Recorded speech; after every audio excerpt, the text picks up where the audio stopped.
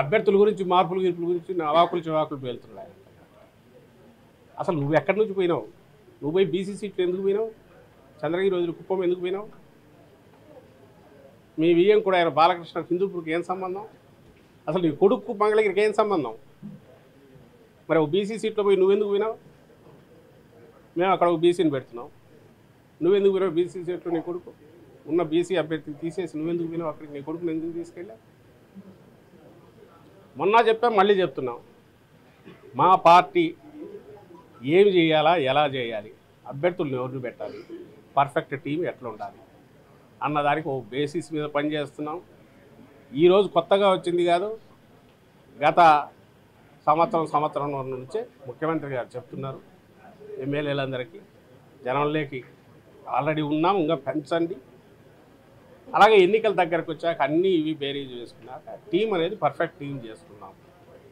ఇది ఎంత ముఖ్యమైనదో పార్టీ పదవి అంతే ముఖ్యమైనది. ప్రతిదీ బాధ్యతగానే మనం చూస్తాం కాబట్టి మీరు ఎక్కడ ఇది కావాల్సిన అవసరం లేదు. మీ వంతు మీరు కృషి చేయండి. మిమ్మల్ని సర్వీసెస్ ఎట్లా వాడుకోవాలని అట్లా వాడుకుంటామంటున్నారు, మారుస్తున్నారు, చేస్తున్నారు. సిటిజన్ ఫర్ డెమోక్రసీ పేరుతో నిమ్మగడ్డ రమేష్ ఉన్నారు, LV Subrahmanyam, retired judge Lakshman Reddy, వీళ్ళందరూ కలిసి దొంగ ఓట్ల మీద రిటైర్డ్ చేయదు కాదు ఆయన, లక్ష్మణ్ రెడ్డి ఈయన వేరు, మా దగ్గర నుంచి పోయినాడు. ఆయన పేరు ఏదో రిటైర్డ్ భవానీ ప్రసాద్. వీళ్ళందరూ కలిసి సిటిజన్ ఫర్ డెమోక్రసీని పెట్టుకుని కంప్లైంట్ చేశారు. తర్వాత సమావేశాలు పెట్టుకున్నారు. ఇదే ఈ అవుట్ఫిట్ కూడా దాని గురించి కూడా చెప్పాలి.